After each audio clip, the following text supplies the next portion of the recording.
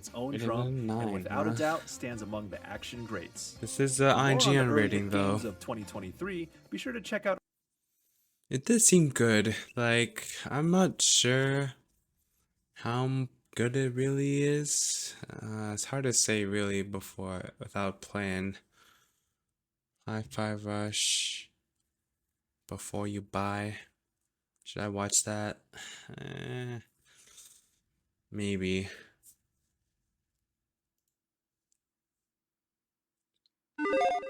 Hey, we're back with another episode of Before You Buy, the show where we give you some straight up gameplay and our first impressions of the latest games releasing. Hi, folks, it's Falcon, and oof, we got something different for you. Well, not so different that it's alienating, but something that feels fresh. I'm talking about Hi-Fi Rush, which comes to us from Tango Gameworks, developers of Ghostwire Tokyo and The Evil Within, and published by Bethesda. It is the very last thing I would expect from any company involved with it. What we have here is a rhythm action platformer that harkens back to a lot of really fun games that I can remember throughout the years, and I'm going to have to say this one is one where the whole is greater than the sum of its parts. So I'm going to say right off that this is a game targeted at people who like games with some forward-moving momentum and energy. Now, that doesn't mean it's fast like Sonic or something like that, but this here made me think of, say, Jet Set Radio, made me think of Jak and Daxter. At times, it made me think of Mega Man, not necessarily in gameplay, but some of the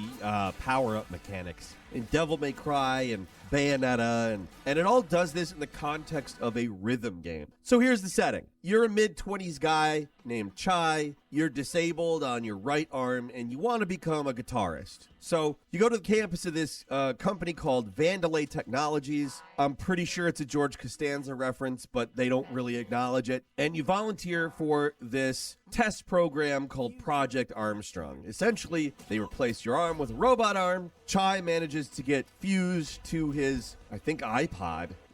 I mean, we haven't had those in a long time, but I'm pretty sure it's an iPod, and becomes a quote-unquote defect, and nobody's too happy about it, so they try to recall him, which means they try to destroy him. During the course of the first level, you encounter a robot cat named 808, who is kind of a helper, adds more to your attacks, and the cat's used as kind of a radio for a mysterious character ultimately named Peppermint, who you don't really meet until after the end of the first level, who progresses the story forward by making a deal with you about what the plot is ultimately about. Now, I'm not going to spoil the story, but you're ultimately up against a lot of technology-oriented stuff, both corporate and artificial intelligence alike. I personally think the story is fine. It's not astounding in any way. And sometimes the cutscenes get a little irritating because they go on longer than they should, it seems like. Their pacing is much more reminiscent of something much older, be it a cartoon or whatever. I'm used to even live action stuff being paced a lot quicker than this. And maybe that's my problem with the cutscenes and not that the cutscenes have a problem. I don't know. They don't matter though, because they're not going to detract from anything. And the story, like I said, it's fine. The characters are charming, and that's really what matters in something like this. So let's talk a little bit more about mechanics. This game kind of does for an action platformer what Hellsinger does for an FPS. If you have that in your mind, this isn't going to confuse you at all. And if you don't,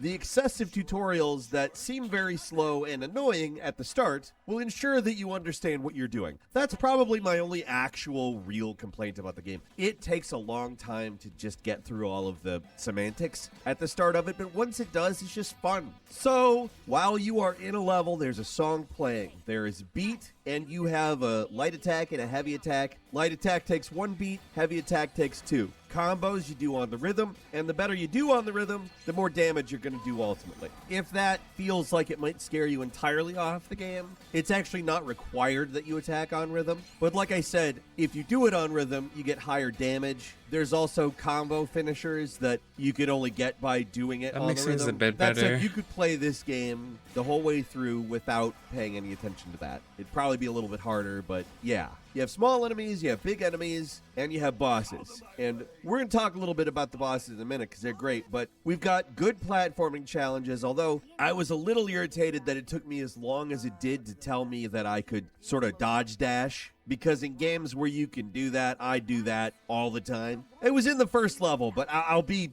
frank, it feels like a long time. A lot of the first level is cutscenes, establishing what's going on, as well as telling you how to play the game. Once you get a feel for it, it's not weird at all. Again, if you've played Hellsinger, that's a really good analog. I really enjoyed Hellsinger, although it was absolutely ruthless to me, as sometimes it's hard to hear the music over the sound effects, and therefore it's hard to keep in time. That's something I didn't really have a problem with here. But while you're playing a game like this, it's best to tap your foot to the beat or nod your head to the beat, because you'll find that you'll automatically be doing combos exactly how the game wants you to be doing them, because you're like, okay, combo, yes.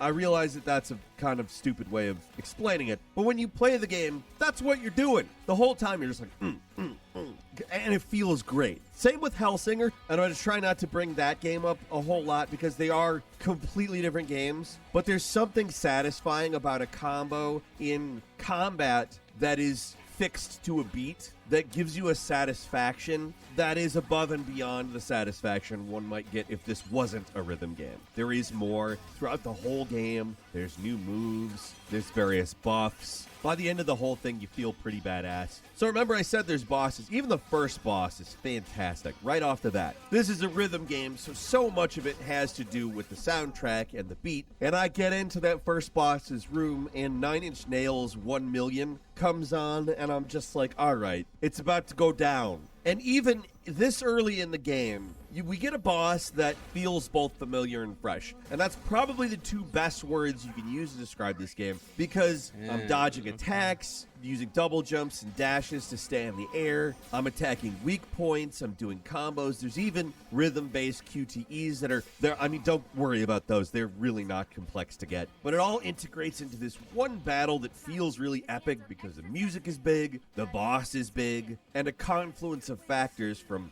very responsive controls to the rhythm dynamic to the visuals. I mean, this is a fun game. It really first comes together at that boss because they're done telling you how to play the game. After you beat the boss, you go to a hideout where you can do things like upgrade Chai, the main character's equipment, learn new stuff, etc., etc. That's where Peppermint hangs out and the story ensues from there. You want to get off Vandalay Island, you're going to have to participate in her little overarching scheme, which ends up being the whole thing. So I mentioned the sound. Like, obviously, this is a rhythm game. The soundtrack is very important. And I'll say this, like, the balance of sound is very good because I'm never missing out on the...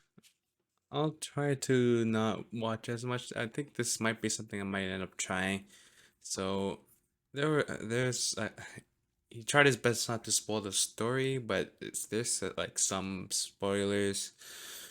Let's see, is it on Steam?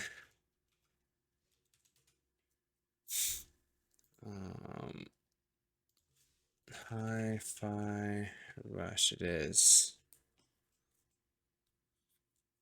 Released earlier in January. Pretty positive. You looking for me? Get him! Mind if I join? Does that mean I have to fight? I believe it does, sir. How about...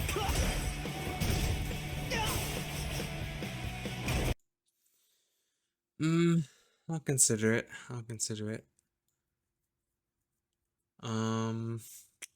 What's there? Oh yeah, there was something I wanted to check. Okay. I wanted to. There was this game. I think it's called. Oh, it's not Crab Rave. It's called Crab Champions. Trailer. Wait just a second. Got a little banger playing. Do it to me. What?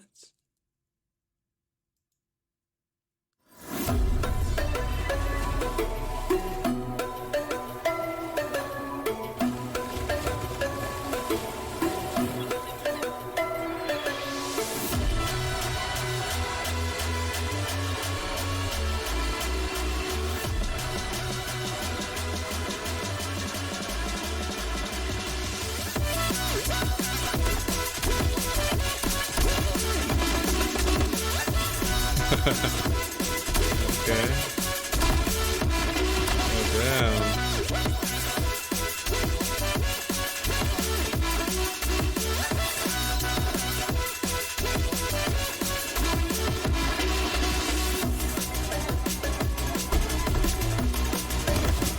A laser.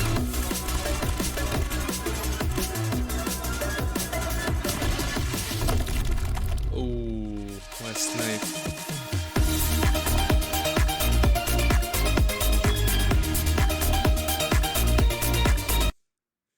Yeah, I actually, yeah, seen this game. I thought it was pretty interesting.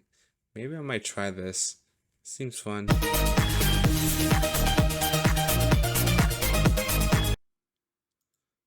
Um, okay, you might see some crab champions on stream in the future, maybe.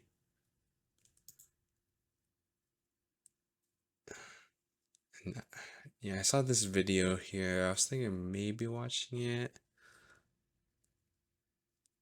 but